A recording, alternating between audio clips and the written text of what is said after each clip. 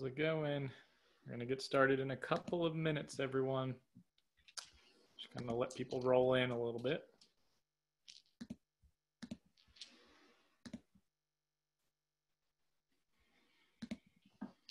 People are on the ball today.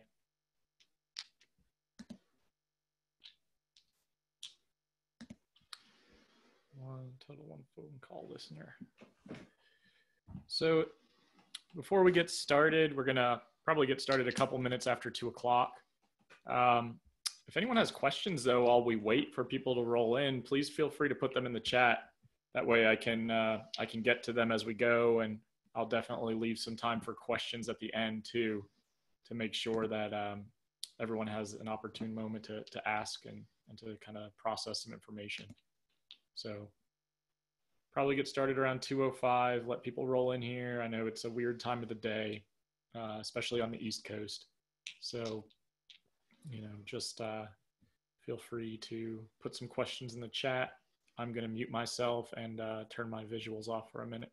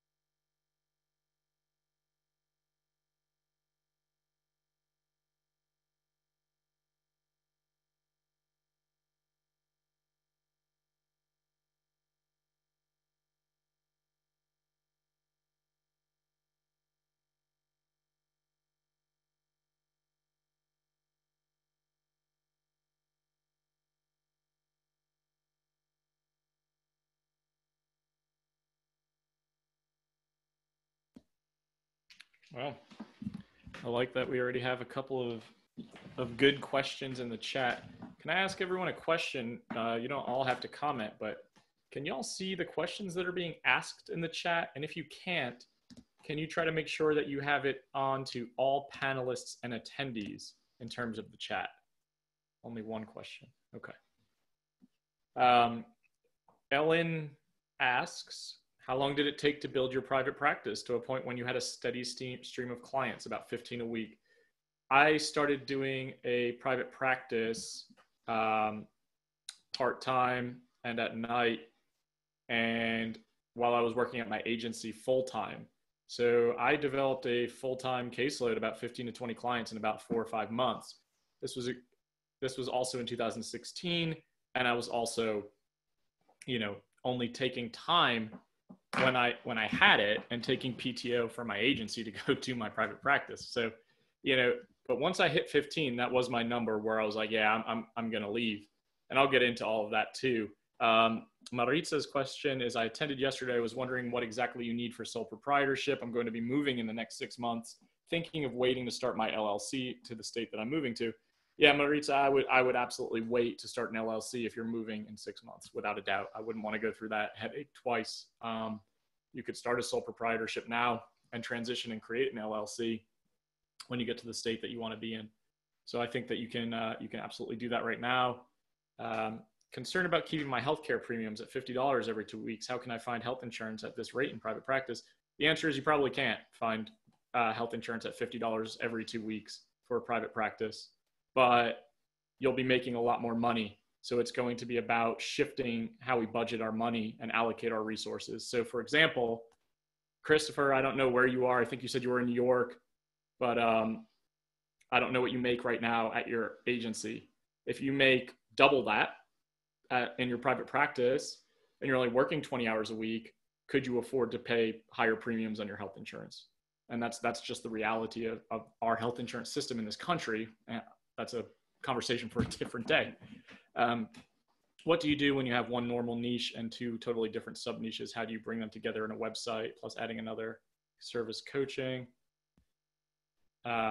Robin, that's a great question, and I'll get into that too. We're going to talk about niches a lot. I think that you could have, like, obviously, this is who I am, right? Like, these are the clients that I really want to see in my population, and then subpopulations underneath that. So maybe in a website, you could have a drop-down menu with some links that go into the sub niches or the other populations of people that you like to work with. Bringing them together in a website. We're just kind of writing content towards those specific people all the time. Our branding, our messaging, our marketing. And coaching. Make sure, Robin, I don't know what state you're in. Keep it separate. You know, coaching and therapy have to be separate. They cannot be in the same umbrella, at least in North Carolina and in most states. You cannot do both under one EIN. You cannot do both under one liability insurance. Your board would strongly discourage you from doing that.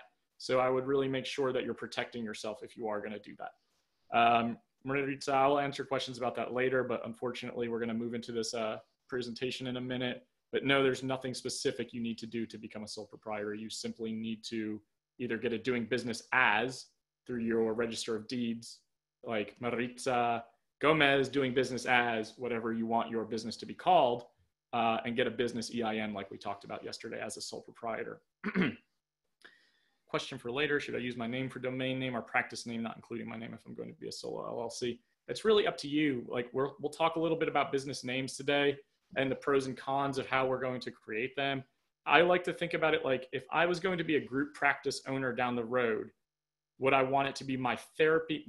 I want it to be my first and last name, or would I want it to be an actual business entity name? If I'm going to hire other clinicians and providers, I probably want it to be a different name than my own. If I plan on just being solely like on my own, sole practitioner, I probably would have to err on the side of like your own name is totally fine. I know coaching has to be separate, but it has to be a different liability and insurance and different EIN. Yes, it does. It has to be all of those things, Robin, unfortunately. California, I would imagine, is even more strict than North Carolina, and you will have to have some separation because your board is going to want you to have that. How important do you think it is for private practices to have a website? I think it's unbelievably important to have a website. Think about a website as like when a Google search is done in your area, that is where your client's going to find you. If you don't have a website, I'd want to know your strategy in terms of how you're going to handle that and how you're going to have clients find you, other than just like, you know, listings like Psychology Today, Therapy Den, etc. Hey, Jacqueline. Hi, sorry. Oh, you're good. Just answering questions before I get started. Can coaching and therapy be on the same website? Typically, no. Again, it's a state-specific thing, but typically not. Your licensing board is really going to want you to have separation. You are not going to want to have those two services on one website. I know people who do it. It's just typically something that's frowned upon, and you know your board would not advise you to do that. You really don't want to have a crossover of services, or have there be any confusion about the therapeutic process and coaching process. So we're going to get started in a minute. Keep the questions coming. Obviously, Jacqueline's here helping me today a little bit, and I'm going to answer questions as I can, but I don't have Josh today also speaking, so it'll be a little bit more challenging for me to answer questions in the moment. If Jacqueline can answer questions, she can do so as well. Jacqueline, if you don't mind introducing yourself, please feel free. Hi, I'm Jacqueline Metodic. I live out in Beaver County, Pennsylvania, about 40 minutes north of Pittsburgh. I'm a licensed professional counselor. I have a private practice. I work with primarily women who have experienced trauma, a lot of anxiety disorders, and grief. And I do kind of bring a coaching style into my therapy. So that's kind of what I do. I kind of do life after trauma. I'm also an EMDR therapist. So Jacqueline is really fantastic for any of you who are in the Pennsylvania area and want to consult or have any referrals sent her way or vice versa. And I just really want to say thank you for being here. Yeah, thanks for having me. So Karen asks in the chat, can everyone please send questions to all panelists and attendees and not just panelists? I would really encourage everyone to please do that. I know we had some issues with that yesterday where people weren't seeing the questions. It'll be a lot more important to direct questions to everyone today because I won't be able to go through questions the way I was yesterday and moderate the chat. Jacqueline's going to try to help me with that too. But you guys all had a lot of great questions yesterday and want to make sure they all get answered. So it looks like we are starting to fill up, you know, people are still trickling in, but I'm going to get this started. I know your time is valuable. I want to make sure there is time for questions at the end, and we're going to kind of start rolling with this. And I'm going to put my website in the chat and information because I think it's important to have. Like I said, I have a couple of 6-week private practice coaching courses, one starting this Sunday, the 13th, one starting the end of September, the 29th. So the information is on that website. I am helping therapists leave their agencies, start their private practices through those coaching courses. So happy to answer questions about them. Happy to give information at the end of this as well. All right, I'm going to share. Jacqueline, can you see what I'm looking at? I can. Okay. So yesterday with Josh, we obviously talked about business structure. We talked about business entity. We talked about EINs, MPIs, and a lot of tax questions. And he answered a ton of questions and had a lot of great information, which I truly appreciate. So let's say that's the first piece of starting your business and starting your private practice is navigating through some of those nitty gritty like business structure questions that all of us have. Because until we decide which structure we are, it's really hard to start moving forward because we can get caught up in those details. Well, the first theme or topic that I want to talk about today is your niche. I really hate that word. I say niche all the time. So the importance of it, how important it is to have an ideal population or clientele. I know for most of you who are leaving your agency, having an ideal clientele feels almost foreign. And it feels like that should not be a thing that I am allowed to do because I'm a generalist and I work with everybody at my agency. I would imagine most of you are going to feel that way. I want to really hone in on this point of view because your niche is essentially your marketing, your branding, the way you create other streams of income and revenue like coaching, consulting, webinars, courses, group work, retreats, etc. When you are leaving your agency to go into private practice, you're not just a clinician anymore. You're also a small business owner. And I will tell you this, I've been doing this for a couple of years and I've helped a lot of therapists through these processes. I have seen a lot of fantastic clinicians and clinical minds struggle and fold up shop and go back to their agency work because they could not handle being a business owner as well as a clinician.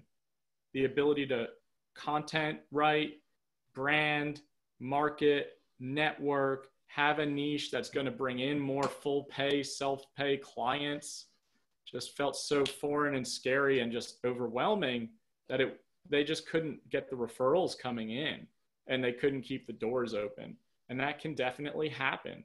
And I've seen a lot of really, I don't want to say mediocre, but good clinicians who just excel at this stuff and they will be full forever. They won't have to worry about client calls coming in. So I just want you to know that this piece is really important. We want to kind of write content for our niche, our specific population, our ideal clientele. What I would ask you to do right now while I'm speaking is to write down or visualize or conceptualize, who do I really like working with? Who really excites me to be in this field as a helping professional? Is it helping professionals that I want to work with? Do I really want to help people who are already therapists? Do I love working with addiction and recovery? That's our initial thought, right? Like, I like working with this population, this age range, this demographic, and with these modalities that I like to use. I'm a trauma-informed therapist that works with ADHD and anxiety. Listen to me. Do not be the fucking Applebee's of therapy. When you are writing content, you are writing content to excite your clientele so that when they read your stuff, they read your landing page, they are excited to call you. They are like, oh, wow, I just found the therapist for me. Thankfully, they're out there because everyone sounds the same. And if you're combating, Psychology Today listings, Therapy Den listings, etc., and you're solely relying on that to provide you with referrals, you're going to fall short, unfortunately. In the Asheville, North Carolina area alone where I live, there are 25 pages of therapists on those sites. If I was a client, I don't have time to go through all of those. I'm probably going to filter it down based upon which insurances you take, which issues you work with, and then decide from a picture who looks the most comfortable to talk to. And then after that, who calls me back, because that's an issue in itself that we're going to talk about. When you market as a generalist, when you come out of an agency and say, I want to see everybody, I know we're helping professionals and I know that we want to be of service to everyone. That is not a possibility in private practice. You might meet some folks who do specialize in just doing generalist work, but it really falls flat. Your marketing falls flat. Your content writing falls flat because it's not targeted. It's not specified. It's not creative enough. So I really want you to think about that.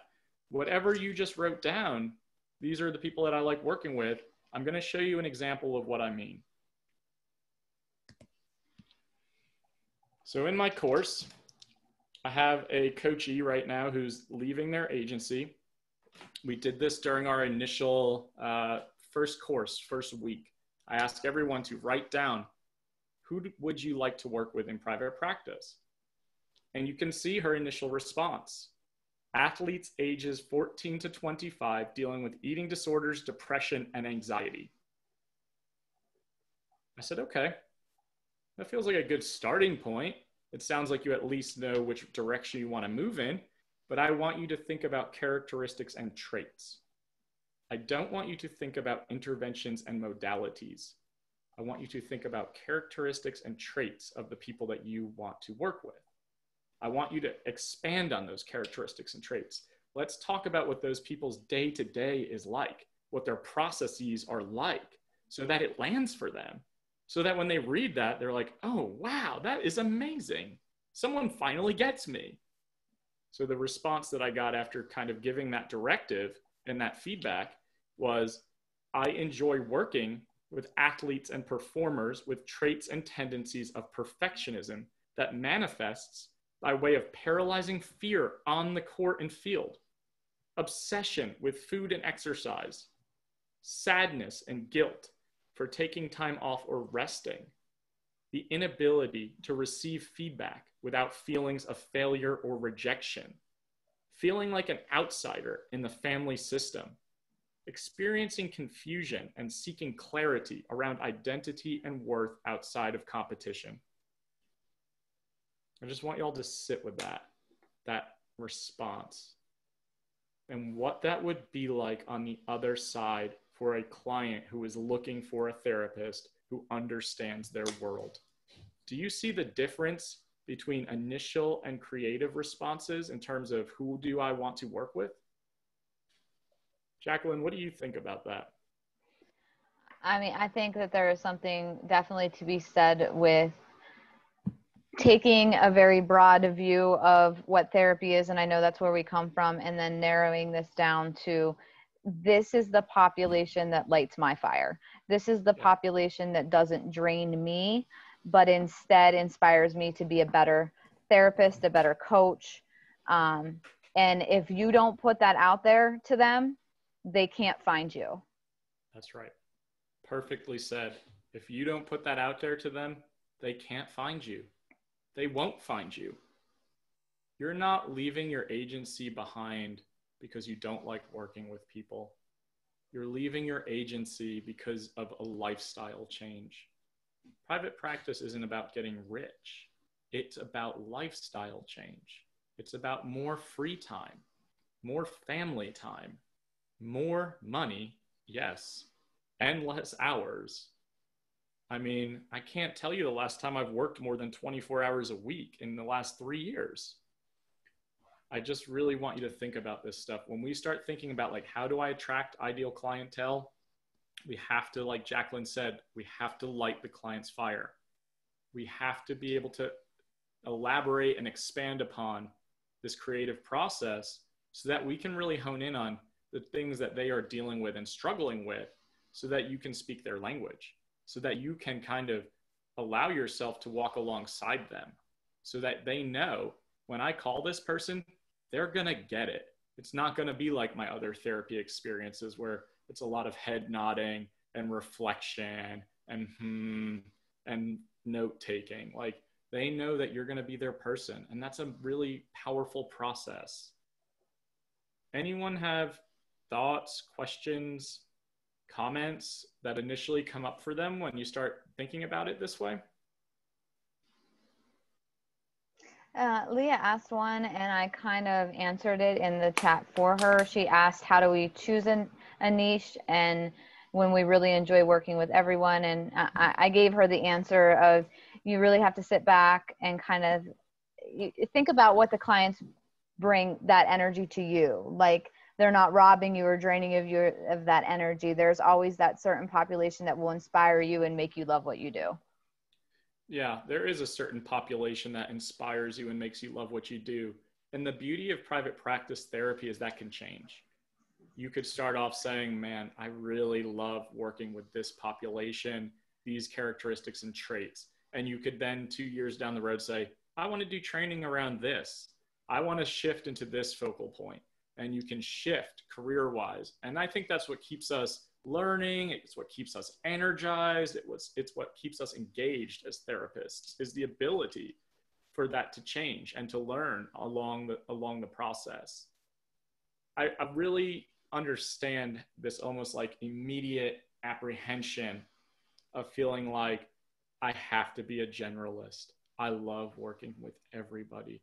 And I assure you, you will work with everybody in private practice. Like, creating a niche is your branding and your marketing. People with depression, anxiety, whichever, symptom or struggle that they're having are still going to reach out to you. This is just a way to really target your marketing, target your message, so it doesn't feel like we're talking to everybody. Because what happens when you go to a restaurant that cooks 95 different things? My immediate reaction is, they can't be doing all of this, right? This all can't be good. That's kind of the message that we sell in marketing, is like, if I'm trying to do too much, if I'm trying to see everyone and encompass everyone and everything, that's why we have referrals. This is what we're going to create our referral lists around. You're going to network with professionals to create referral lists so that when you get a call from client A who's like, hey, I'm struggling with X, Y, and Z, and you know that someone down the street specializes in that you're doing the client a service in that situation. You're saying, hey, so-and-so really loves this population and really gets them and really, really understands the struggle. Here's this person's number. I know they have availability. And that is a great empowering feeling. So I totally get I want to work with everyone's thoughts. I just promise you, I've done so much research, not only in my own private practice, but through the internet searches. Like, every time we have new practitioners out in the world in all these big therapy groups, the same questions are asked all the time. How do I get more clients? How do I write content for them? How do I create a niche? Why am I not getting any self-pay clients? Why am I not feeling excited and energized to go to my private practice? It really is because you're not working with the people who light you up, who really excite you to be there.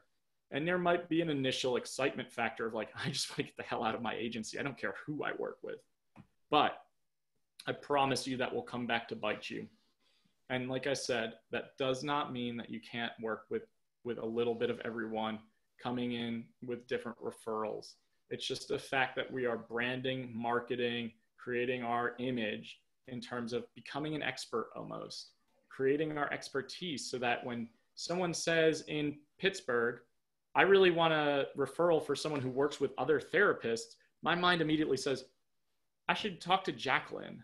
I know she does that. That's what we're talking about.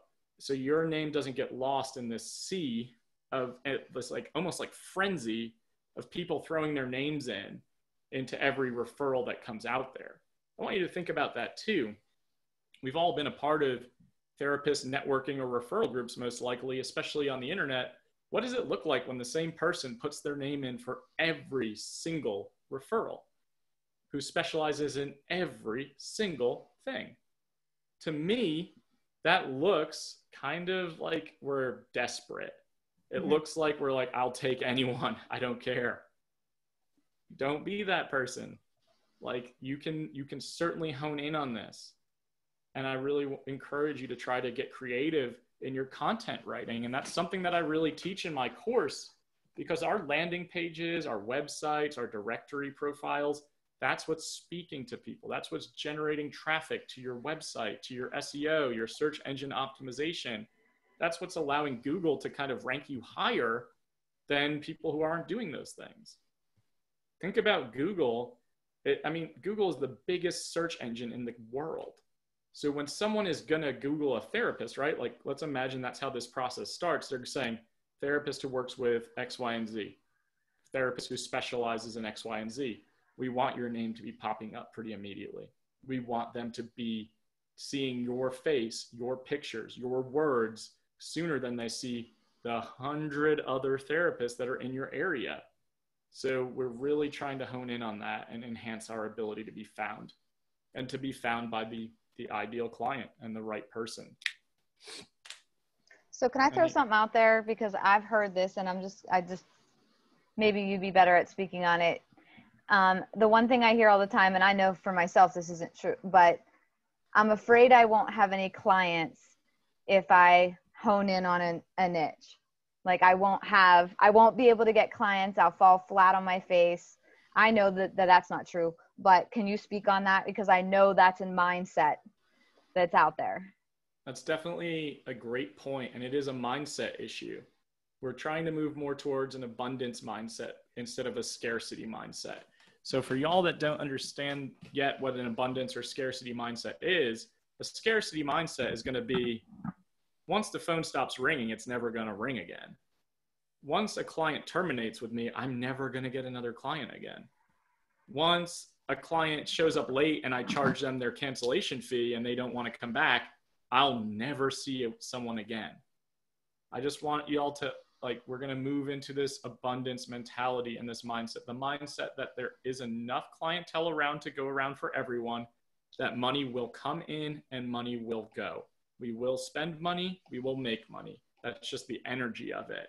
And we're not thinking about the short term. I think that's what happens a lot when people are saying, if I get really specific right away, I won't get clients. You're thinking really about the immediacy of I need clients today. I need to have clients this week. And I get that. We need to eat. We need to pay our bills. You're building a business. You're building a long-term reputation. This is not something that just you open up, put a shingle outside, and all of a sudden clients are lined up the door. For those of you who have that happen, fantastic. Certainly not the norm. But we are creating a long-term stream of revenue. We're creating an ability for us to take more self-pay full fee clientele, for us to not have to stretch ourselves and create these boundaries that we break constantly. I won't work on Saturdays, but I keep getting people that want me to work on Saturdays, so I will, but I really don't want to.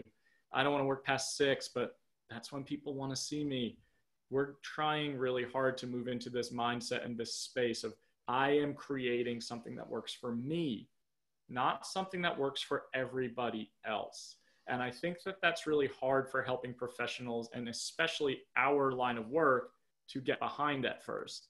I have to be available to everyone. I have to be of service to everyone. And your graduate school programs and your agency jobs have certainly beaten that into your heads enough. I really want to encourage you to understand that you are building a business. And by building a business, you are building a brand and the ability to market yourself and to put yourself out into the world. And I know that feels scary. I really do. And we're going to talk about imposter syndrome. I feel it all the time. I felt it yesterday big time when this was about to start. So that's a good point though, Jacqueline. I appreciate you asking that. Anyone else have thoughts, comments before we move on past this? I'm just kind of giving you glimpses into the major themes that come up in private practice and how we tackle them.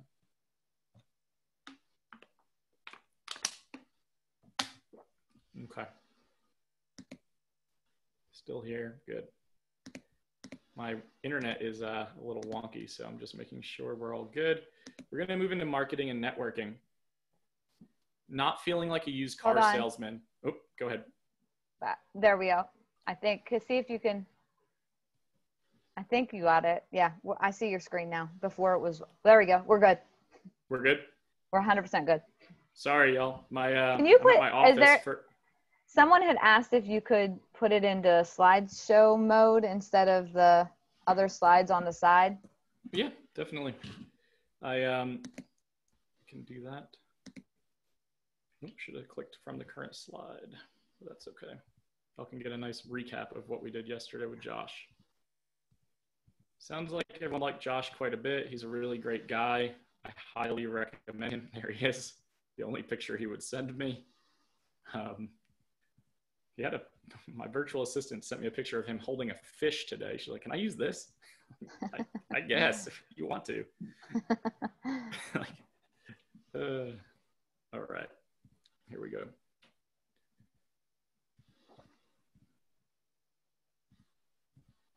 Okay, so marketing and networking.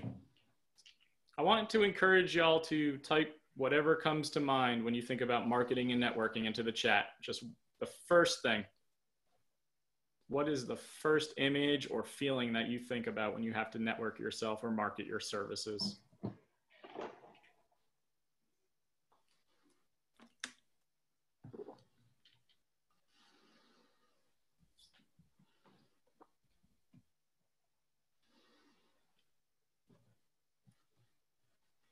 We got anything?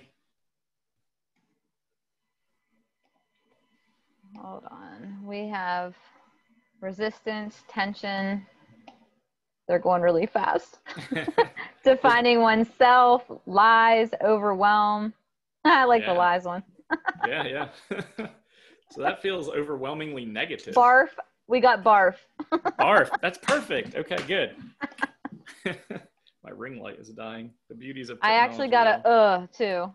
Ooh, I like that. Okay. Yeah. So I heard one good one. I think I heard exciting. Otherwise, I heard barf. That's actually, I wrote down excitement. Like I get excited, but I think I lost for words. Like those are the two that come up for me. Yeah, definitely. Let's talk about like vulnerability inducing. Yeah. Like it can feel shameful. It can feel imposter syndrome like, fraudulent. I like to think about like initial response usually is like a used car salesman. So kind of sleazy. So look at that like universal response about how it all felt initially negative. Mm-hmm. Everyone is feeling like, ooh, that brings up something for me that doesn't feel good. It doesn't feel positive. We don't have a strong association with that.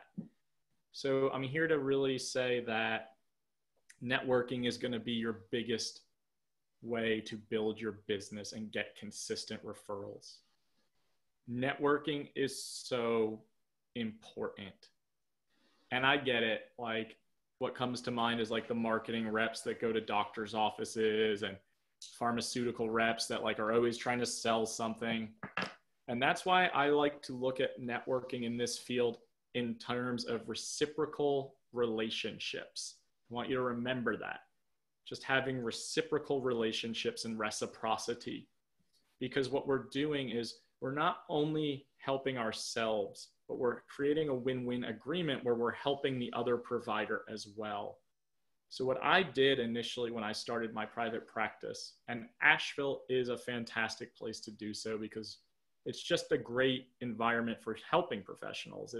There's tons of practitioners here. Allison Per Year, who owns Abundance Practice Building, lives here. Like the mentality here is very different than a lot of parts of the country. There are local networking groups and referral groups and support groups. It's really cool. And I recognize that doesn't exist everywhere. I was actually a bit shocked when I was told it didn't exist everywhere. I'm like, why don't people want to help each other? So Reciprocal relationships. What do I mean by that? What I ask people in my course to do in terms of creating a networking and marketing blog or blurb about themselves, not only are we helping like fight through the vulnerability and the imposter syndrome like feelings of like putting yourselves out there, but you're also introducing yourself as a professional in your new business, which is super exciting. So I ask everyone to say, hey, I'm Patrick Casale.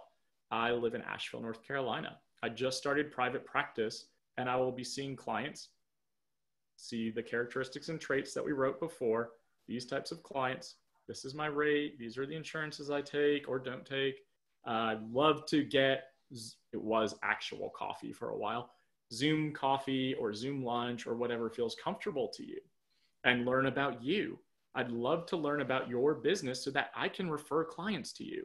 Boom, you're in the door right away. You're building a reciprocal relationship because you will send clients to the people you meet for networking, and they will send clients to you. I can tell you, when I started my private practice, I did it on overkill. I went on like 5 therapist coffee meetups a day. It was exhausting. It felt like a lot of weird, awkward first dates and a lot of like, where are you from? Who are you? What do you like to do? Who do you like to practice with? It was like, ooh, man, this is a bit uncomfortable. But you know what meetings that stuck out to me? The ones that felt like we actually developed a personal relationship. We asked each other about each other's lives, about each other's experiences. It wasn't so strictly about like, hey, which modalities are you trained in and what populations do you like to work with? It really developed rapport amongst colleagues. I remember leaving bad networking lunches or coffee meetups where I was like, oh man, I don't think I would refer to that person again.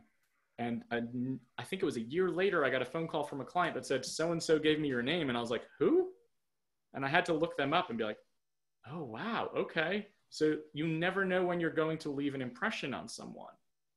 I really think that finding a local Facebook networking group or a Facebook referral group, like Asheville has one, a lot of areas have one. Some are more state specific opposed to city specific, but finding Facebook groups for therapists from your area.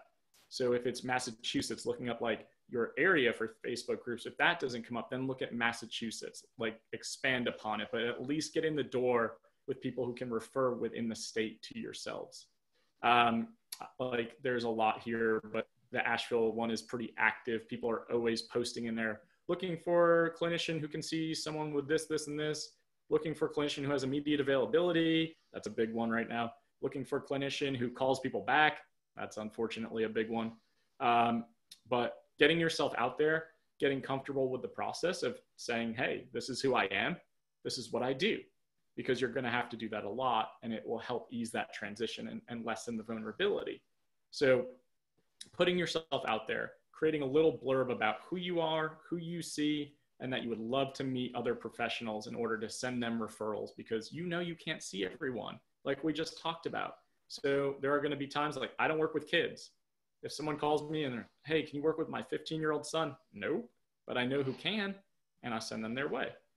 And I'm full. I've been full since, I don't know, May, and I don't have time to look up other names of people who may or may not work with people in that population. I want to have 1 or 2 people on my mind already that I'm just like, call so-and-so if you would prefer a male therapist, call so-and-so if you would prefer a female therapist. And I just leave it at that, because when you're busy, you really don't have time to do that. So that's why networking is so important. I have probably 10 therapists on my immediate call list who I'm just like, call these people. I know they do good work. I know the insurances they do or do not take. I know the populations they work with. It's really important. And it's going to be the same for you when people are thinking about you. But clients can't find you and clinicians can't refer to you if you do not network. I'm going to talk about psychiatric providers. Possibly one of the most important groups of people for you to network with. Most psychiatric providers are seeing clients for a max of, I don't know, 10, 15 minutes, seeing probably 10 to 15 people a day. They don't have time to go find out which therapist in town has availability.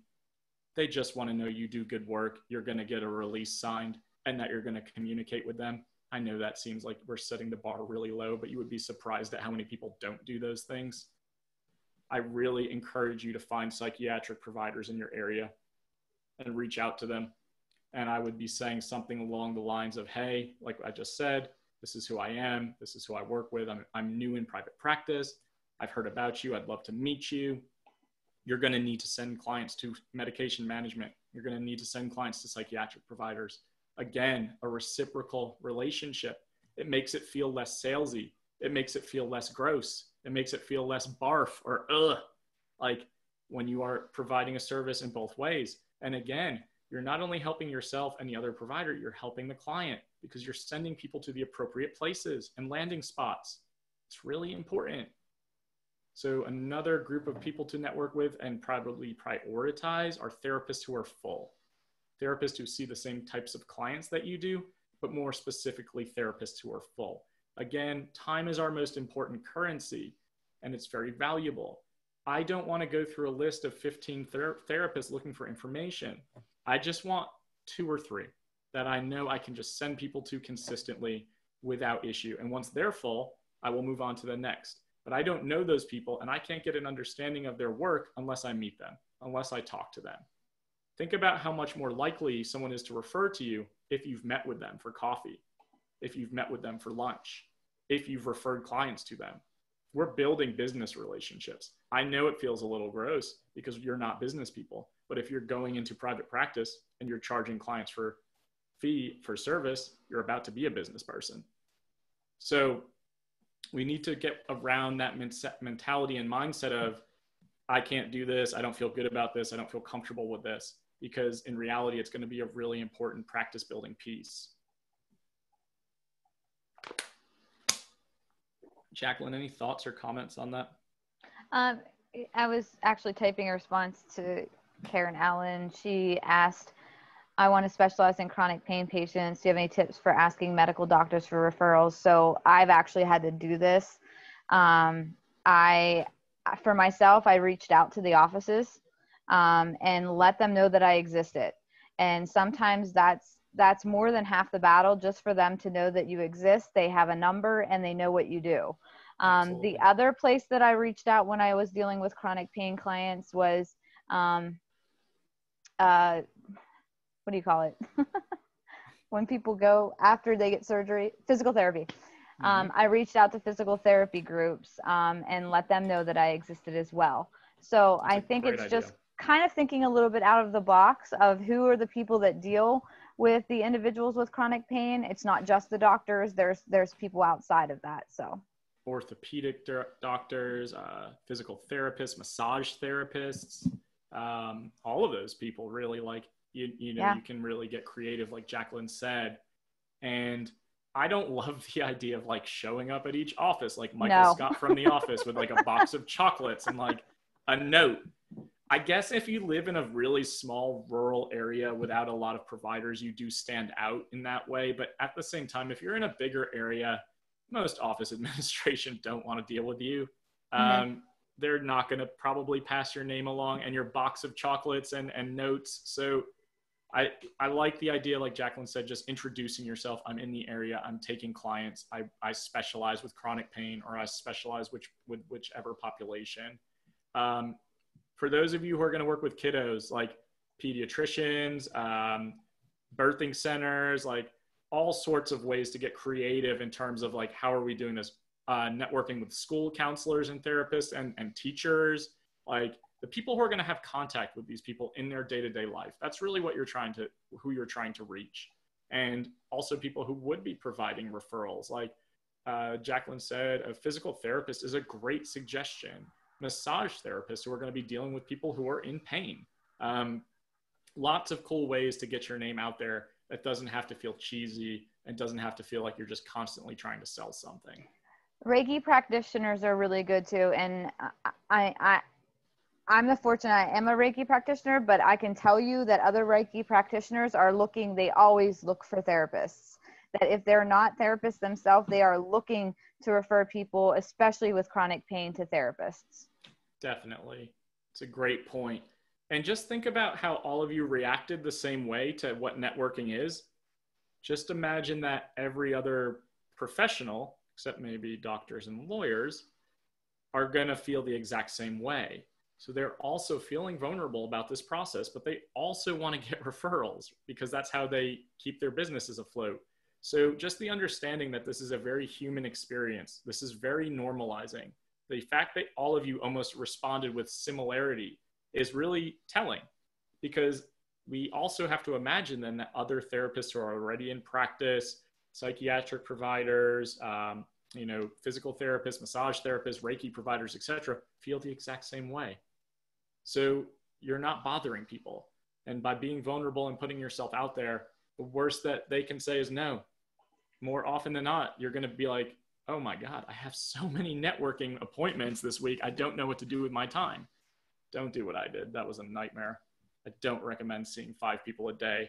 I also recommend creating a networking schedule for yourself. Maybe at first, when you have more free time, you can be a little bit more lax, but I would really set boundaries around it. I would really ensure that maybe every Monday and Wednesday from this time to this time, I know that's my networking time. So you're not moving from one thing to the next on different parts of town, different times of the day. Do what works for you, but just something that I found to be useful to have it more structured and not feeling so overwhelming. Ooh, that's a good one as I'm feeling it. Imposter syndrome is a major theme in private practice. I've done a lot of webinars and presentations on this recently because it's just such a real feeling that I keep seeing so many people really struggle with. So what it is the belief and feeling that I don't belong, I'm not good enough, I'm not capable, I'm not competent, I'm fraudulent, someone's going to find me out soon, and that I just kind of lucked into this. I didn't really do a whole lot in grad school or undergrad, and now I'm here. And it's just due to my sheer luck. I didn't earn this. It is really real. And it's really real when we are trying to grow professionally and creatively. The reason that is because we're kind of exposing ourselves to be more vulnerable. We're allowing other people to see us, to judge us, to feel judged by, to maybe make assumptions about us. And it really starts to kick up this shameful feeling of I really just don't know what I'm doing. It will show up for you if it already hasn't. Actually, if anyone wouldn't mind just posting in the chat right now, if it has shown up, just posting yes, just posting that it has, that you've experienced it. I'd like to know overall the consensus on how many people have felt that way. Jacqueline, you've watched some of my webinars and it sounds like it's resonated for you quite a bit as well. I have imposter syndrome every day. Every day. Every day, all day, every day. Right. This is a unanimous consensus in the group that it is yes. Okay. Yeah. I haven't seen a no yet, so. I want y'all to really be kind to yourselves throughout this process because you're about to try to step into something that feels unfamiliar. The reason why people don't leave their agencies sooner is because security and safety. You get a paycheck every other Friday. Maybe your crappy health insurance that they provide you with is taken care of. Maybe you know what to expect from your boss who is micromanaging. But that doesn't happen when you're working for yourself, because the only person holding yourself accountable, aside from maybe some consultation and supervision, is you. And that feels scary. And that feels overwhelming. And it feels like it can really paralyze us from moving forward. This also shows up with a lot of perfectionistic traits, expertise in something. I can't put this out to the world until it's perfect. I have to become the expert on something before I can actually move forward with it. Or you're a soloist. I can't ask for help. I have to learn this on my own. Please try to rewrite the narrative for yourselves and ask for help. Try to flip the script so that when you start a new venture, instead of saying, I have to perfect this before doing it, it's more like, I'm probably going to mess this up initially. I'm probably going to make some mistakes. I know for me, when I went to try to start learning how to ride a bike, I fell down a lot. It was pretty scary as a child, but I remember also getting up and trying again. I remember that with tying my shoes. I remember that feeling going to grad school and being like, oh no, undergrad was kind of a joke. This is way more serious. I'm really going to get found out now. I don't know what I'm doing. Every time I got a good grade on a paper or a test, I'm like, I must have just lucked into that. Getting my master's, getting an agency job, I remember feeling that way. I'm sure you all felt that way when you first started your agency jobs. Like, ooh, this feels really overwhelming. This feels scary. I hope they don't think I'm incompetent. Or here are the 100 ways that I feel incompetent every single day. Like Jacqueline said, every day. In your private practice, it's going to show up. When we start to bet on ourselves, when we start to expand who we are, when we start to grow, it's not comfortable. And that's what we teach our clients, right? Is like growth isn't comfortable. It doesn't come with standing still or sitting still. It comes with movement. It sometimes comes with pain. It sometimes comes with discomfort, more often than not. And that's the same thing for this process, because like yesterday with Josh speaking, 90% of what came out of his mouth, I'm like, even still to this day, renting an office from the man, being across the hall from him, I don't know what the hell you're talking about. I'm not an accountant. Y'all are not business people yet. Maybe some of you have some business skill set. Maybe some of you even went to business school.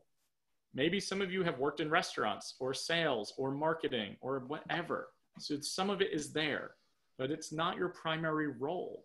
So of course it feels really overwhelming and scary. It feels like when you want to say, I charge this amount of money an hour, I would imagine most of you kind of shrink back inside of yourself, or you start to feel that anxiety and that vulnerability really come up for you. Like, ooh, I'm not worth that much money. I have a great presentation on this and slides, and I should have put it in the chat. I actually can. I have a 55-minute webinar I did on this on YouTube, and I'm happy to share it for y'all to watch. But there are some really powerful, famous quotes from famous actors and actresses who talk about how they feel this every single day. Every time they go on set, they feel fraudulent, like someone's going to knock on their door and take their Oscar away. There's a great quote by Maya Angelou that says, I wrote 11 books, and every day I still feel like they're going to come and take it away from me and tell me that I am not good enough, that I am fraudulent. Imagine what it would be like to write 11 books and still feel that way. It's powerful.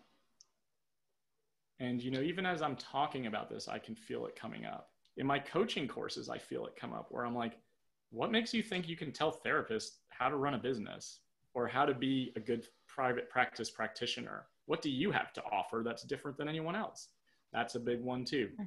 A lot of us won't step into our full potential because we start to say, well, someone else already does this. Someone else already offers this. Someone else already has a similar voice. And then we can shrink back a little bit. So there's a lot of ways that this can come up, and it creates a lot of vulnerability. When a client no-shows on you for the first time, you're going to feel it. When a client terminates without explanation, you're going to feel it. When you go to set your cancellation policy and you don't have it in writing and you realize you can't, I did that. Had a night where 3 people back to back no-showed and canceled, and I didn't have it in writing. And I didn't have their credit cards on file. I wanted to quit that day. I said, I can't make it as a private practice therapist. I'm going to go back to my agency. Really glad I didn't. So how to combat it? Once again, rewriting the narrative, allowing yourself to make mistakes, telling yourself that it's normal to. Lots and lots and lots of self-compassion. But what I really like the most, and someone brought it up in my webinar, was making it playful. A therapist friend of mine who lives in Asheville is a huge Harry Potter nerd and said, let's make it like the Bogarts from Harry Potter. I have seen Harry Potter, but I didn't pay attention. So if any of you don't know what I'm talking about, it's basically each character's biggest fear. It came up for them. It felt phobic. It felt horrifying. It felt like it made them shrink back inside of themselves. And what they did to combat that was make it playful, make it funny, put wheels on the mouse, you know, do these different things to make sure that you can make it really funny and just laugh at it. Put it out to the world. Talk to people about how you're feeling, because obviously other people are feeling the same way. Talk to your own therapist about it. Talk to mentors about this stuff. Allow yourself to feel it, but to also put it out so that you know that you can feel it, but it doesn't control me. Questions, thoughts? I'd like to comment on, Ashley had said, I lost it now. So many people are commenting. Okay. She said, agency work telling me I'm too young to do private practice. Ashley, Oh, yeah. Don't listen to that. You will be stuck in you'll be stuck in that agency for a long time. They want to keep you there. Yeah. They want to keep you there. Like, you're making them money. Pay my dues in order to be in private practice. Right. I have to earn my, I'm going to copy this.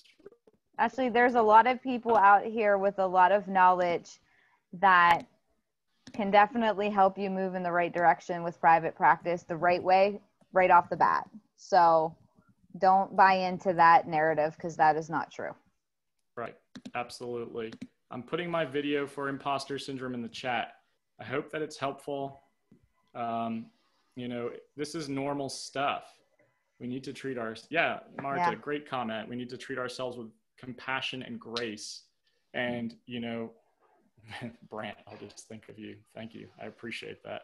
You know, this is scary stuff. And, you know, the agency world wants you to feel like you have to be here. You have to be indebted. I promise you, you don't. You know, I really want you to hear that. I promise you that you don't have to stick around. You don't have to get to the point where you're burnt out and then decide to make a move. I worked in agencies for a long time.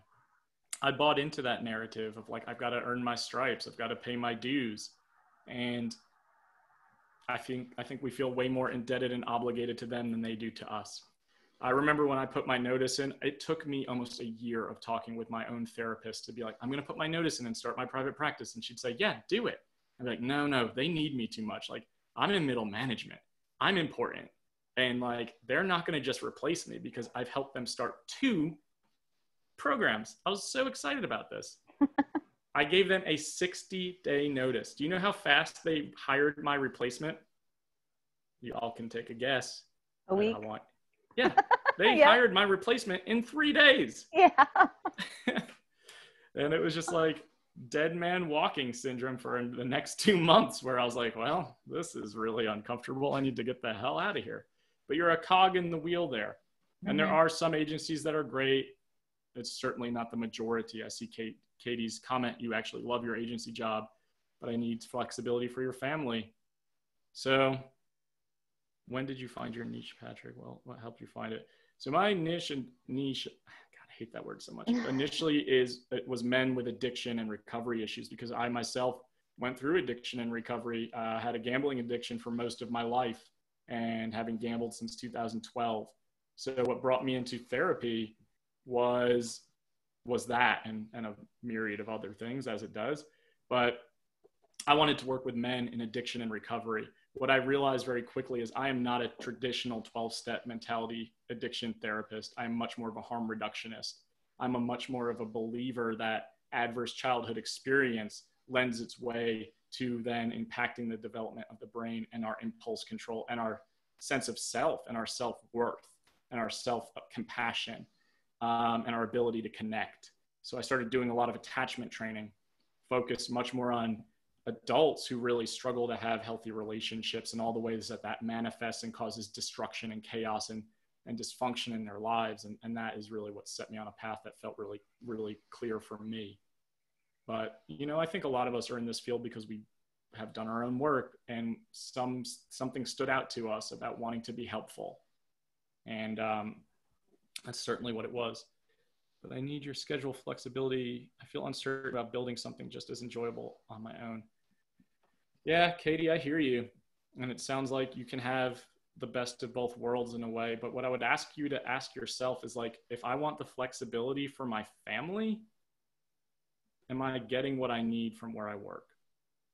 And if you don't have it, if the answer isn't yes, I just really want you to think about that.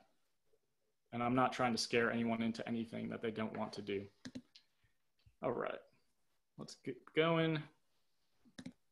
Oh, this is a fun one.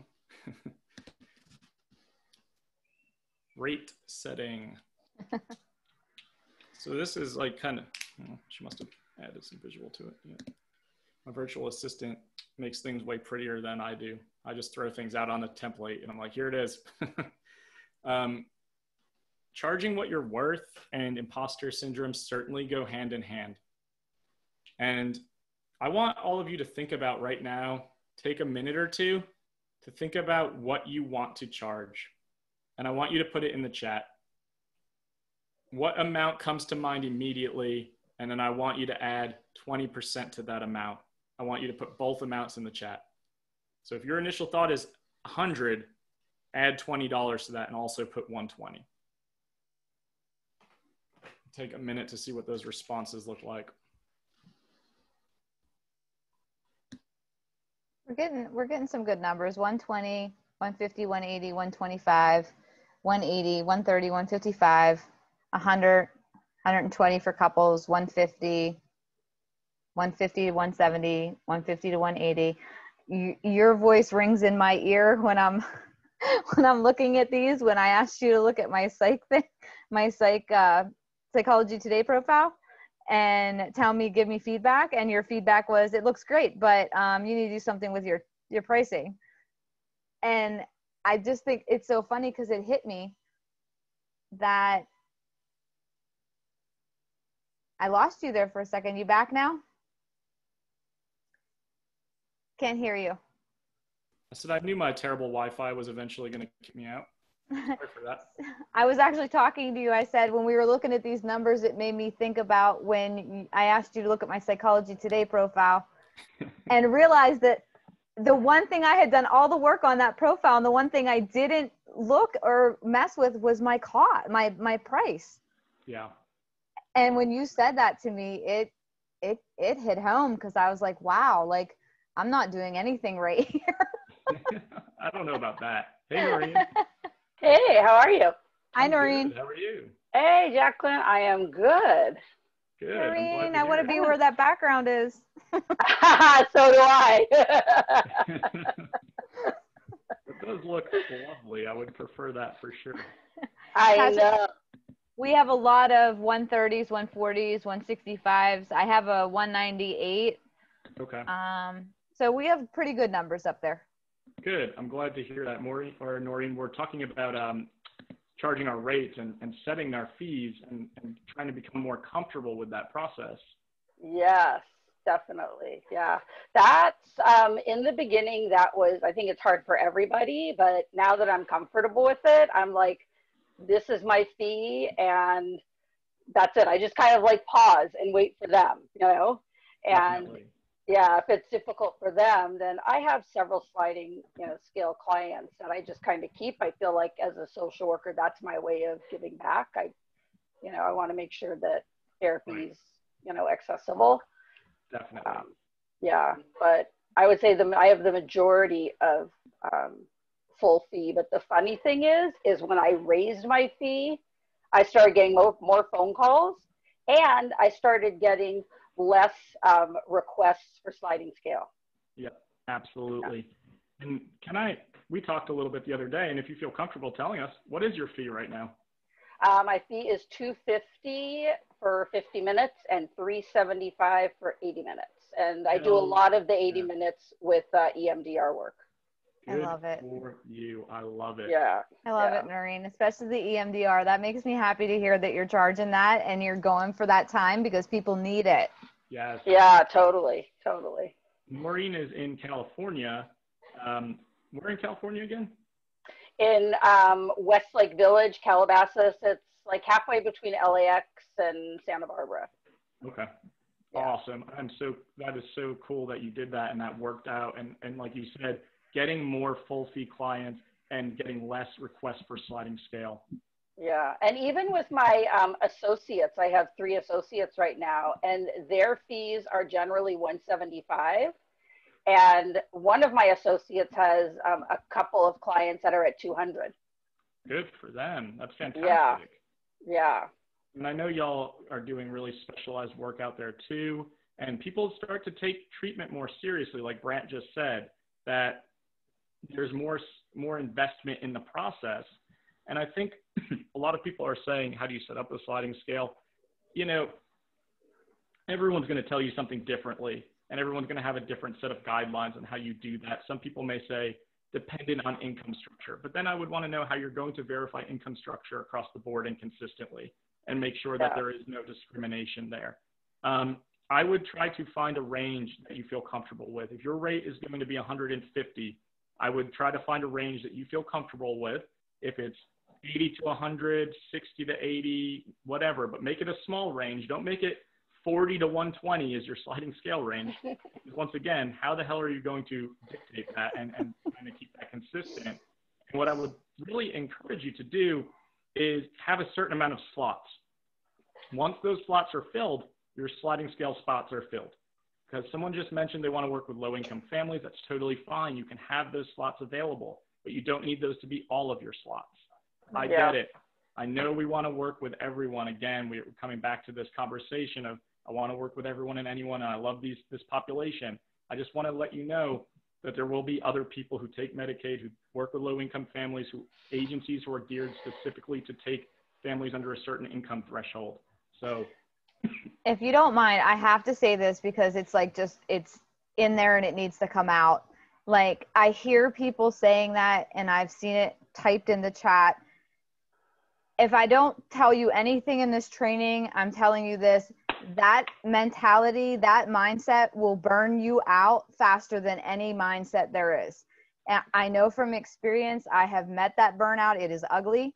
So when Patrick talks about finding your niche, that is why it's important, because once you find it, your burnout rate is a lot lower than if you're trying to go, I'm not going to use the phrase I want to, but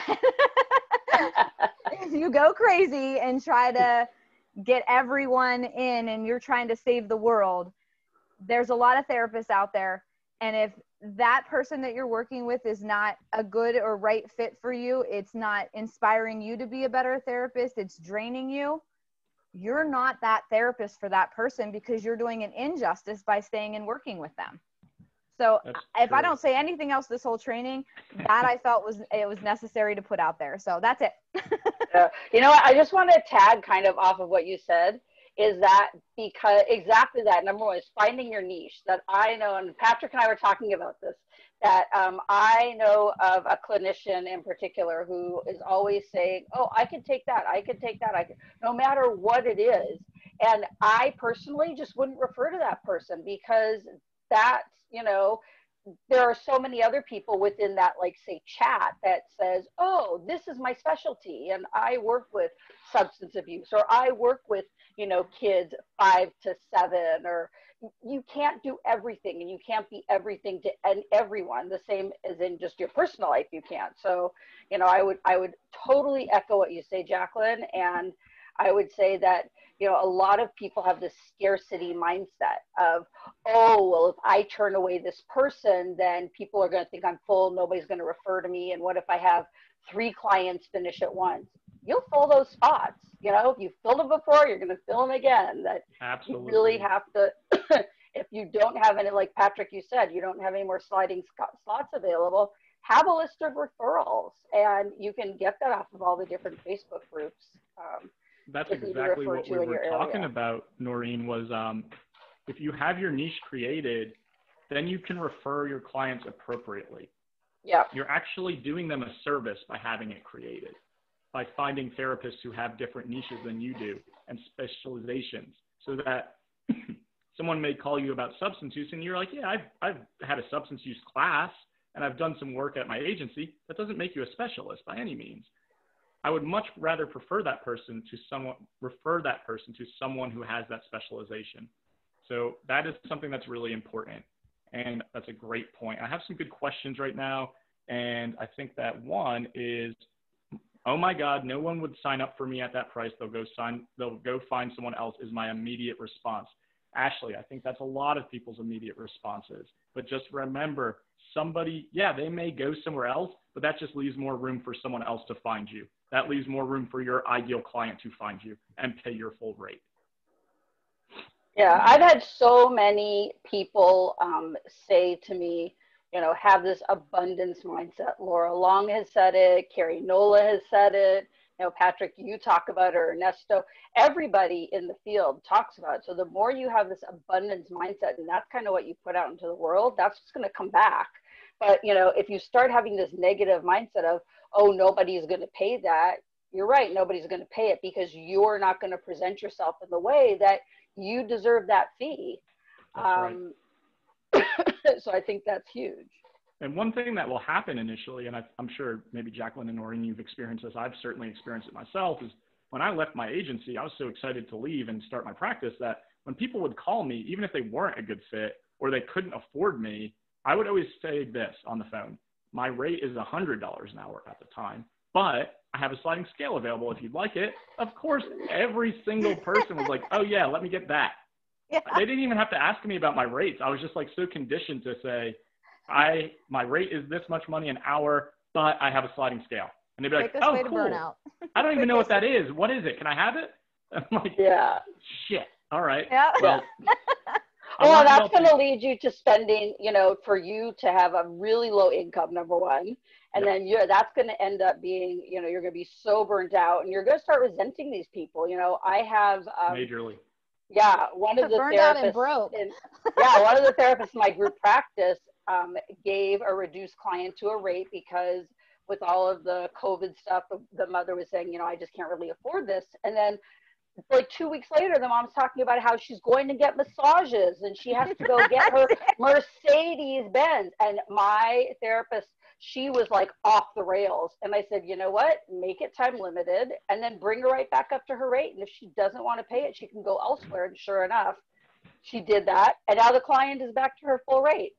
Yep. Yeah, and we're setting boundaries appropriately with our clients, and we're modeling behavior. And I know that we're not medical professionals, and I know that we're not lawyers, but go call a lawyer or a doctor and ask them what their full fee is, sans insurance. Like, I'd love to know the answers to that, but my business lawyer charges $550 an hour and doesn't blink at that. Yeah. Yeah, they don't ask about a sliding scale, or are you sure you can afford that? I will, you know, reduce my rate for you. That exactly. I think, you know, yeah, we're all like go into a hairstylist and do that either. You can't go to a hairstylist and get your hair done and ask for a sliding scale for your hair. You can't go buy a Michael Kors or a, you know, one of the top line purses and ask for a sliding scale, but women pay it. That's right. So hey, you're not going to go to a nail salon and tell them, I can't pay this today. Can you charge me this? Like, it just doesn't happen. And for some reason in our profession, we feel like we have to kind of become more flexible and bend over backwards for people. So I just really want to encourage you to do that. So someone mentioned perceived value, and I think that's so important. Marta, you said there is a thing as perceived value, and therapy tends to devalue itself. One of my instructors said it's important to raise one's rates annually to continue to, someone else commented, so that insurance starts to catch up. I want y'all to know, in North Carolina, the average rate is $112 an hour is what insurance pays on average. It's not specific to my plan, it's just on average. Imagine what you're doing when you're setting your rate under $112 an hour, okay? You're undervaluing it. You're allowing for the insurance companies to say, hey, listen, we're not going to pay you this much money anymore because you're selling your services for this amount of money every week. That's something that's really important to be really specific about. I see a lot of questions about sliding scale, how to set boundaries around it. Is it legal, ethical, okay to offer 8 sessions at a rate and then full fee after that? Absolutely. You get to make that determination, but I would just want to have paperwork that was consistent so that if you're going to do that for one client in a sliding scale situation, you have the paperwork and informed consent to be able to do that often. And no, Robin, I'm not seeing my lawyer every week, but even if I was, like $550 an hour essentially is divided by 4 is almost $150 an hour a week. So, you know, I just really want people to start thinking about money a little bit differently. My slideshow is not working right now because my Wi-Fi sucks, but one of my next comments was massage therapy. How much do people pay to get massages? Put it in the chat real quick. I'd love to know how much you're paying to get a massage for self-care, because I had this conversation with the people in my course, and someone paid $120 to, yep, 165, 30, 0, can't afford that, 50, 80, 125, 80 to 100, 110. Mostly, yeah.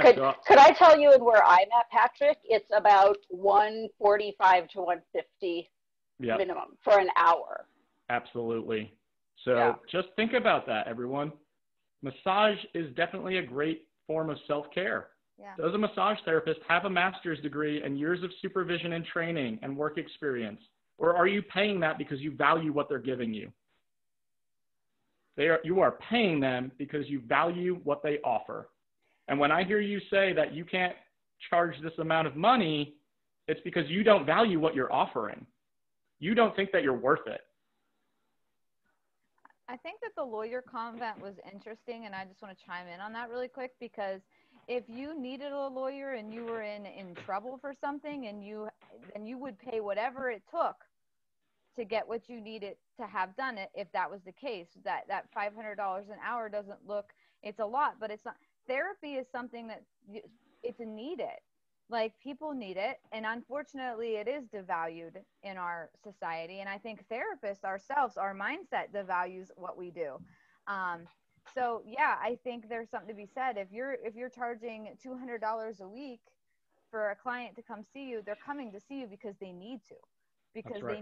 they need something from you. Just like if you went to a lawyer and paid that $500 every week for the next month because you needed the services. So I think there's something to be said about that.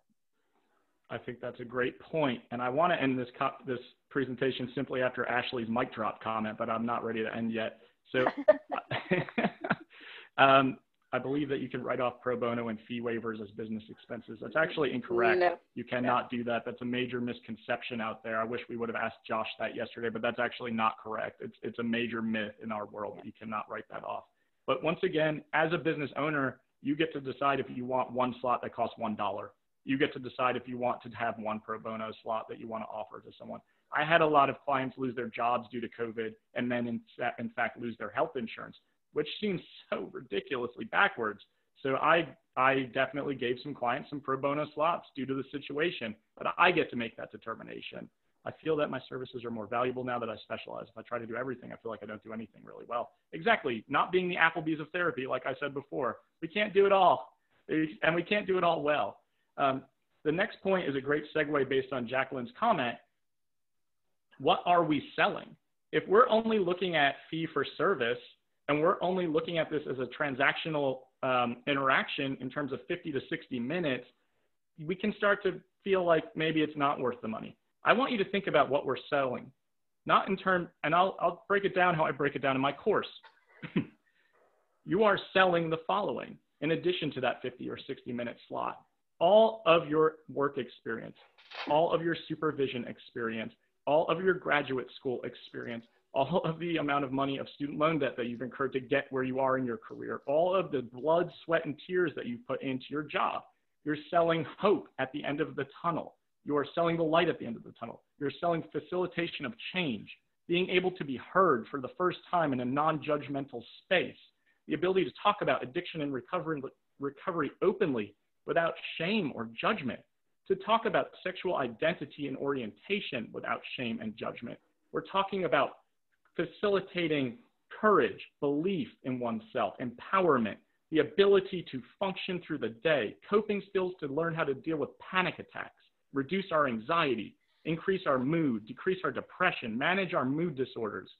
That's what we're selling. And we could elaborate on that list for an hour. You're not hours.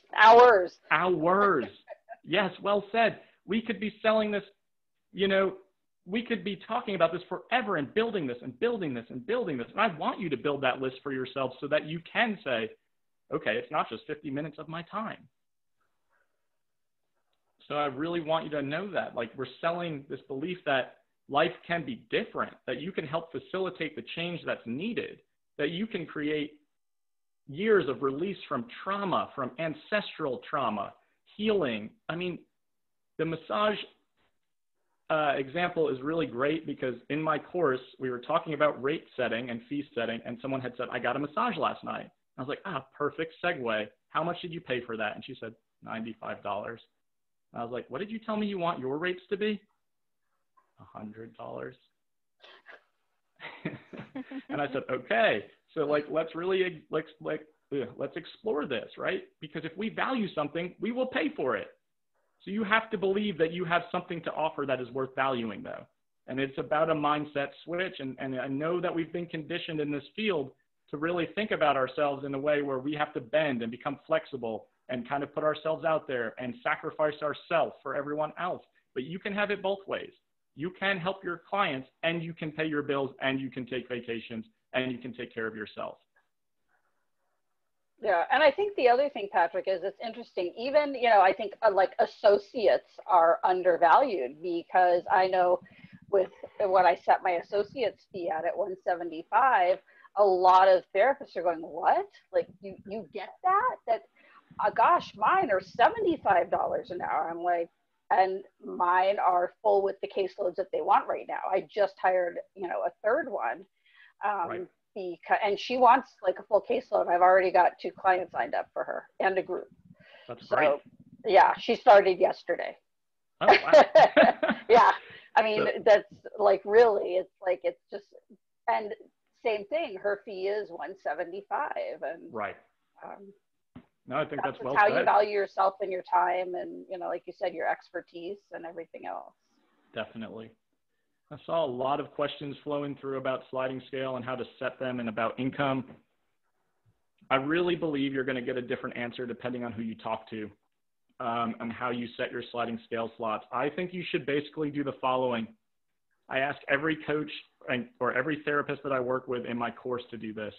When we start our initial session to learn like where we're at in the process and what we would like to envision, our dream practice, I want to know what you're making in your agency and how many weeks of vacation you have. Most people say $40,000 to $50,000, and I have 2 weeks of vacation, and that includes holidays and sick time. And I say, fuck that. Let's try to be thinking like, I want to make 100, and I want 10 to 12 weeks off a year. Okay. But we're building that into our business plan. We're building that into our infrastructure. So you have to figure out, if I want 12 weeks off a year, that means I'm working 40 weeks, right? In 40 weeks, how much money do I need to make $100,000? That allows us to decide fee structure, slots that we can make available, hours that we want to work. So don't make this overly complicated. How much money do I need to make and want to make? How much vacation time do I want? And then let's do the math. And that's really all we're doing. And that allows you to kind of recognize these are how many sliding scale slots I have. Katie, I hear you. Justifying your fee to yourself. And I think you reached out to me. Maybe I'm wrong. I had a couple people reach out yesterday about wanting to take my course. That's something that we would work on in the course as a group. And I see Heather in this group, and she can comment on this. We're going to work on fee setting. We're going to justify those rates to ourselves, but we feel confident putting it out to the world. Because what you'll notice when you say it is like, ooh, I want to shrink back inside of myself. That feels really intimidating. So really being able to role play that, really being able to have that conversation so that when a client calls you, you don't do what I did and say, my fee is this, but here's X, Y, and Z option of how not to pay me. Just letting it be out there. What I do now, when I end a client conversation, I assume if they called me, then they found me and they want to work with me. They've already done their research. They've looked at my listings, my website, whatever, which all has my fees on it. I say, hey, my next available intake slot is Monday at 10 a.m. Which email should I send your intake paperwork to? And I just let it be that. I do not bring anything else up. I just let it be what it is. I convert 100% of my client calls, and it's just a mindset thing. What are the limitations of setting fees when you have a combo of insurance and private pay, full pay clients? Can you charge more or less for private pay clients than what you receive in reimbursements? Okay, so that's a good question. And thank you, Heather, for the endorsement. Your fees, if you're taking health insurance, you need to ensure, modeling other therapists to set a fee that they're worth. if you're taking health insurance, you never want your fee to be less than what your lowest paying health insurance plan pays you. Because what will happen is the health insurance will then in fact pay you less, or give you an email or a letter saying, hey, we noticed that you charge X, Y, and Z, which is less than our contracted rate. We want our money back. We want to have consistency across the board. For clients who have health insurance with high deduction plans, who aren't going to be able to meet those deductibles, and you're willing to do a sliding scale, you want an insurance opt-out form. You want a form that says, I have health insurance benefits that I am willing to waive and I do not want to use, and I'm agreeing to a sliding scale rate. And then you want those rates to be consistent for everyone. You do not want that form to say you agree to $80 for so-and-so and $40 for so-and-so. Those have to be consistent. I hope that answers that question. Losing the sound, sorry. Can y'all hear me? I can't, Yep. I haven't lost sound at all yet. Not me either. Just have your stuff be consistent. If you're charging clients who have health insurance or private pay, your lowest rate full fee should always be at least the amount that the health insurance pays you. So, and if you have a sliding scale, you want to be able to offer the same stuff across the board. We just want consistency. That's all we want. You want to show your insurance companies that you're doing the same things over and over and over again. So I want to leave the rest of the time for questions. That was just a small glimpse into the world of private practice ownership. Imposter syndrome, rate setting. Sorry, losing my voice in a way. I've been doing this all day. Imposter syndrome, rate setting, creating our niche, writing our content, marketing, and networking. One of my contracts with insurance has a very high reimbursement rate, higher than I would charge for a cash rate. Basically, you're saying to up my fees to that high amount. Yep, up that fee to that high amount, Leah. And what you just said is your insurance company has a higher rate than your cash rate. So the insurance companies that do nothing but not want to pay you, they don't want to pay you this amount of money or pay for services, are paying more than what you charge people. Up that rate. Taking insurance seems like you are working for them versus yourself. How is that different than an agency? Well, you're working for them in terms of your contracted rate and sometimes in the modalities that you can use. And that's why it's a big topic of confliction as to whether or not you want to go private pay or insurance. Noreen is completely private pay. I really applaud that. Like, I would do that over again. But insurance companies, you know, if you're taking insurance, you're also creating accessibility for people. So Absolutely. You know, I have clients with $5 copays that see me weekly that couldn't afford to pay my full rate. So that's a part that we have to wrestle with. But just knowing that you don't have to be everything. You get to decide what you want to do. So if you want to be taking insurance, take insurance. Just know that it comes with headache for sure. And the headache can be real. How do you go? Yeah. And the difference, Christopher, is the main difference is the autonomy. You're creating your schedule. You're saying yes or no to clients that you want to work with. You're setting your hours. Like, you're taking vacations when you want to take them. Insurance companies do not dictate any of that. How do you find out insurance rates? It's like a guarded secret. Robin, yeah, you're right. It is like a guarded secret, and everyone's contracted rate is different. So if you are, you know, you can obviously ask some colleagues in your area what their contracted rates are, and they might tell you, or at least tell you what the average is. And then hopefully that would help. I added a question to the QA box. Rochelle, I'll get to that. Ashley. Noreen, what do you think about not taking insurance in terms of like building your business that way? You know what, I believe, and I've said this about, so I also do, you and I talked about a suicide risk assessment course. Mm-hmm. And right now that's set at $249. And there are some courses that are $59. And I kind of feel like there's something for everyone. So just because they can't pay my rate doesn't mean that there's not going to be another therapist who's just as good as I am, who does take insurance. And I think it's to each their own. You know, I came into private practice, into a group practice that they never took insurance, and everyone was always full. And so when I went to do my own, excuse me, practice, same thing. I'm like, I've never taken insurance. I'm not going to start. So yeah, right. I think Absolutely. There's enough to go around for everybody. There's enough to go around, y'all. Like, people are going to take insurance. People are going to do it for whichever reason. Some people are going to take every insurance under the sun because they want more client referrals coming in. I don't love that mentality at all, because what'll happen is there are some insurance providers here that don't pay well, so a lot of people don't take them. And then in fact, you're almost forced to refer to people who maybe don't do great work. It feels like you're pigeonholed in.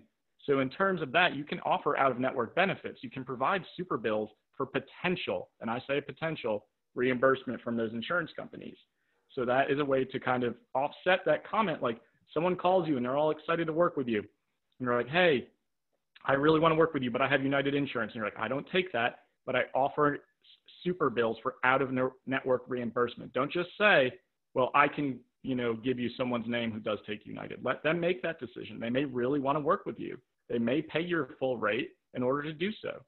A super bill is basically a statement with your information on it, your employee identification number, the diagnosis, the date of service, and the charge. Almost as if you were going to the dentist. You pay your dentist whatever amount of money, they submit the claim against your insurance, and the insurance reimburses you. You're taking out the middleman. The client is dealing with the reimbursement. How do you set a sliding scale? Still matter if you are doing all out of network. If you're all out of network, you get to determine that. You get to determine your rates. Rochelle, your question in the Q&A. Clarification, I have in addition to an LPC, I would post 3,000 supervision hours before we met if I'm in private practice. So if you're trying to get supervision hours in private practice, you can still get them. It's just going to take a little bit longer, possibly, if you're not working 40 hours a week. But at the same time, are you really working 40 direct client hours a week at an agency, or are you doing a lot of admin work in addition? So indirect versus direct, you can definitely be doing indirect hours in your private practice as well. You'd want to talk to your supervisor about that. If a client is reimbursed via super bill, can the insurance company still audit you? No, you're not contracted with them, but you're providing them out-of-network reimbursement. So you're basically a full fee practitioner at that point in time. You're saying, this is my full fee. I charge $150 an hour. Here it is. And then all of a sudden, sorry, I'm reading too many comments at once. Here's my rate, my $150 an hour. Here's my super bill. You can submit this to your insurance company for potential out-of-network reimbursement. Potential. Do not guarantee that they will be reimbursed. Some insurance companies do not do any out-of-network reimbursement. Nicole, do you have to have a diagnosis on the super bill? Yes, you do. And that's why I highly recommend getting an EIN like we talked about yesterday, because an EIN protects you from putting your social security number on it. Guys, I have to get going because I have a client. So peace. Thanks for helping. Just wanted to. Hi, Jacqueline. Patrick. Good to see you. It was good seeing you. Yeah, you too. See you, Jacqueline. Bye, everyone. Maureen, or why do I want to keep saying Maureen? I'm really sorry. I'm like, that's okay. My office is really hot right now, so I'm feeling really uncomfortable. Oh, Maureen, geez, sorry. Yeah. One or two pieces of advice starting out for someone that's going into private practice, what would you offer? I think the biggest one, number one, is know your demographics. So, if you're in an area, I know that there are several therapists that I consult with that are in lower income areas. So if you're going to put your practice there, know that that's going to be what you're most likely going to get. So know your demographic and definitely your niche. I'm telling you, if you don't have a niche, it's going to be harder. I would say 90% of all calls I get are for EMDR, trauma, suicide, like what my niches are. That's what I get called for. I would love to have a couple of, which I do right now, like just little anxiety clients, but generally that's not what people call me for. And that little anxiety is usually trauma, Right. So definitely. Yeah, definitely. I think your niche is huge. I think that's great advice. Know your demographics, know your niche. You can kind of do some comparison shopping in town, get an idea of what other practitioners are charging, especially to get an average. You don't want to undervalue services in the area. Karen says, should you have the client verify with their insurance regarding out-of-network benefits before seeing the client if they are hesitant? Yeah, absolutely. Have them call their insurance company. Tell them it might feel like a complicated process. Tell them you can give them some language to use. Like, I'm asking my benefits and eligibility. Will you reimburse out of network? Are there certain things that I have to provide, and where should I provide that documentation? Yeah. The other thing is, Patrick, like if you go, like I personally have Cigna. So if I go on to Cigna, it tells me for every doctor, every whatever, client that doctor I'm going to see or whatever, mental health, in-network and out-of-network benefits. It'll tell you your deductible, and it'll tell you what your copay is and your responsibility, if it's a percentage or co-insurance. And so you can get it that way. If you go onto the website for your insurance, you can tell your client that, and that makes it much easier than them having to call. Yeah. And you want to make this process easy for your clients. I kept mentioning before, calling your clients back. Please call your clients back. I just can't tell you how many times I've gotten referrals because they're like, you were the first one that called me back. Yeah. Or thank you for calling me back. That's right. Like I called so many of you and you're the only one. This is how we're developing a reputation. Like we need to be able to call clients back. I know you get busy. I know you get in the weeds, but please make some admin time built into your schedule where you are doing client calls and emails too. Health savings accounts and therapy services certainly qualify for that use. Yeah, a lot of the time you just want them to verify it. How many indirect hours should we expect to work in a full healthy practice? A full healthy practice depends on who you are. Everyone wants to ask that question, like what is full? That is really individualized. Like I see pre-COVID 24 people a week, that was full.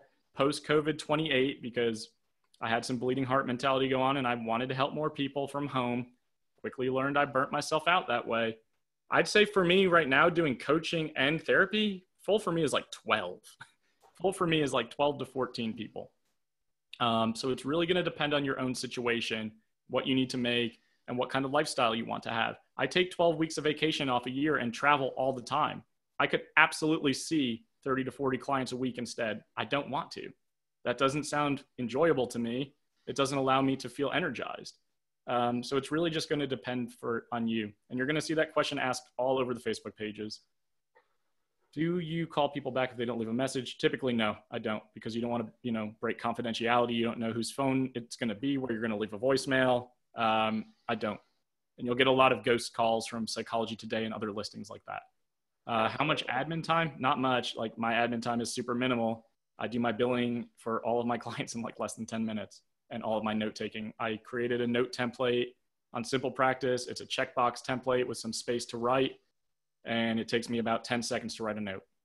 Yeah, I do, on Simple Practice on the mobile, on your phone, if you use a mobile device, you can dictate in your note. So literally, again, same, honest to God, I just push the little microphone button and in 10 seconds, my note's written. Wow, I didn't even know that. And I've been doing Simple Practice trainings forever. Check it out. It's the best feature ever. That might be the best tip of the day. Yeah, honestly, it literally takes me 10 to 15 seconds per client to dictate a note.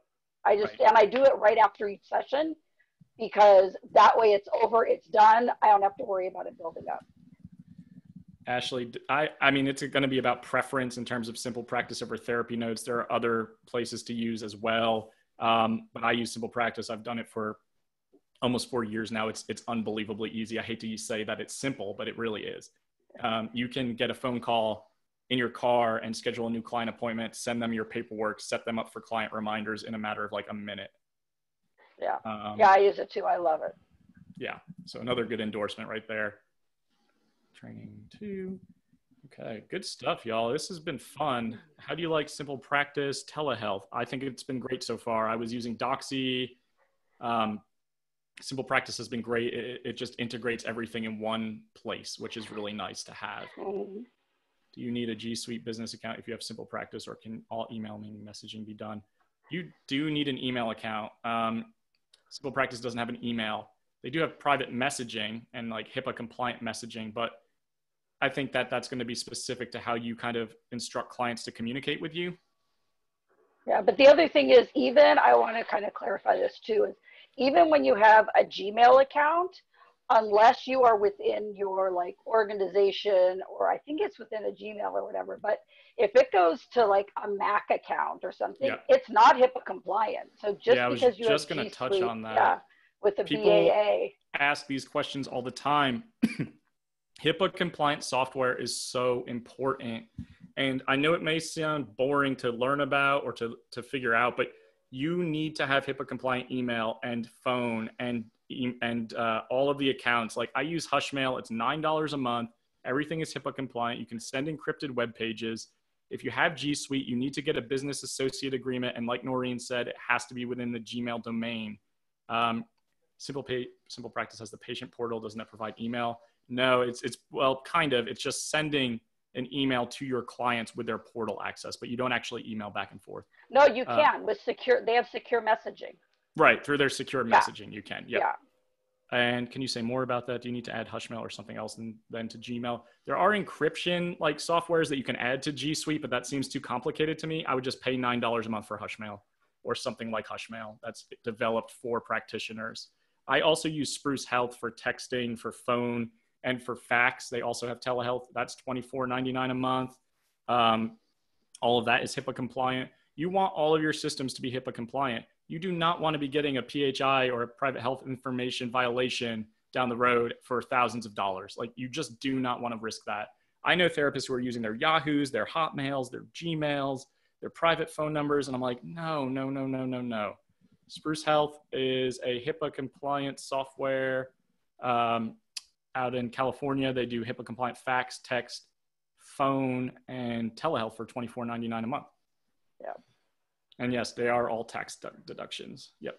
That's a good point, Ashley. I have a bunch of referral codes to all of these things on my website. So I also have a how to start your private practice cheat sheet on my website with a bunch of referral codes, steps to get your practice off the ground. So please feel free to reach out or look at that stuff. It's all on there.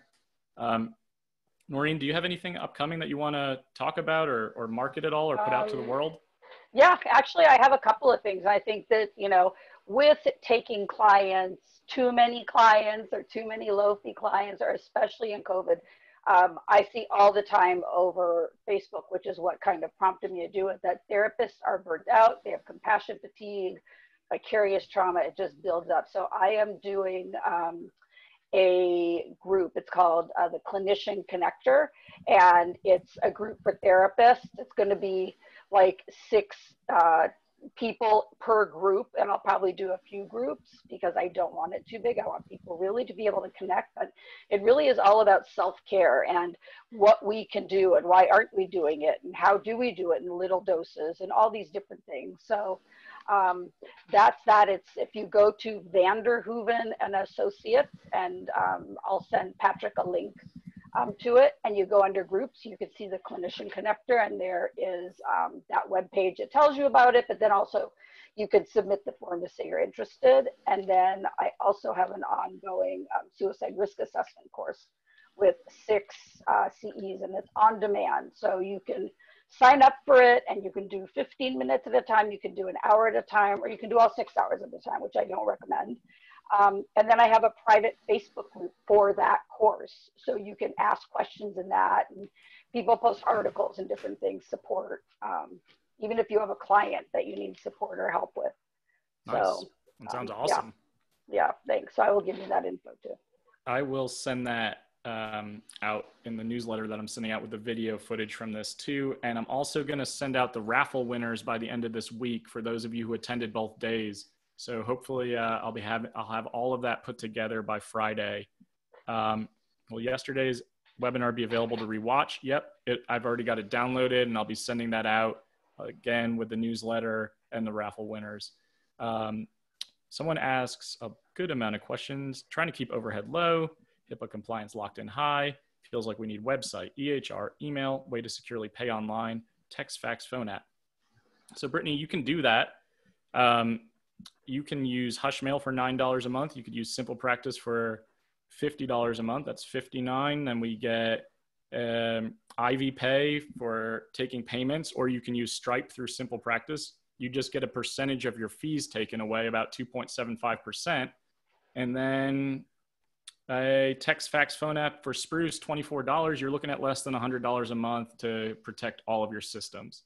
I know cost is like paramount, and I know we really want to, Maritza, the best way to put together paperwork, a lot of EMRs have some basic paperwork, but I would really recommend getting paperwork from places that feel reputable, even having a lawyer look over some of it if you have to, or asking some people who are in practice and doing that. My overhead for my online practice is $5,100 a year. That's fantastic, Leah. Wow. I think that's about, what mine will be as well. Maybe even less than that, to be honest with you. So really good stuff that we can work virtually. Trying to look at all these other questions. Yeah, so I want to take a minute and just talk about what my course offers. It's a 6-week, 6-person private practice building coaching course where I take 6 therapists who are ready to leave their agencies or kind of struggling to start their process and help walk them through all of these big themes that we talked about today. That includes creating the practice that you really want with the fees and the vacation that you want to take, rate and fee setting, working through impostor syndrome, writing content for your niche, branding and networking, creating landing pages for yourself through a group accountability process. So this is all live and experiential. It's not just click, click, click, go through at your own pace. I've got a private Facebook group for people who have taken the course or are taking the course, and then 2 individual coaching sessions that come with that to strictly focus on your process. There's a payment plan associated with it if you need it. It's $997 for the 6 weeks of coaching and the 2 individual coaching sessions, and daily Voxer support, which is almost like a walkie-talkie, so that we can stay in communication about ideas or things that are coming up. So if anyone is interested in my course, Amanda, I see that you are. If you can email me at Casale Coaching Consulting @gmail.com, or even go on to my website under my courses. I will have all the information there. I do free 15-minute consults to determine fit and make sure it's a good fit for you. I do have one starting this Sunday, the 13th, and I have 1 spot left in it. So I would reach out to me sooner than later about that, because I'm on Brighter Vision tomorrow talking about this stuff too. I'm hoping that course will get that up and going. That'll be September 13th, 6 weeks in a row from 11 o'clock to 12:30 Eastern time. And then I'm starting another one at the end of September on Sundays at 3 o'clock in the afternoon Eastern time. And then there will be a Tuesday night option as well. They're all on my website, casalecoaching.com. And there's a newsletter on there. That's where all these videos will be sent from. I have a cheat sheet to start your private practice on there, imposter syndrome videos, all that fun stuff. So take a look at that. I'm glad y'all have found this helpful. Any last minute questions before we get going? I've never felt this hot in this office before in my life. First time here since March, yesterday and today. So there's Noreen's information, where you can access her groups and her course info, her website information. Cool. If no one has questions, I hope everyone has a really great week and enjoy the rest of your day. Thank you for joining for the last 2 days. I hope it was really helpful. See you, Noreen. Take care. Bye. See you guys. See y'all. Thanks, Patrick. Bye.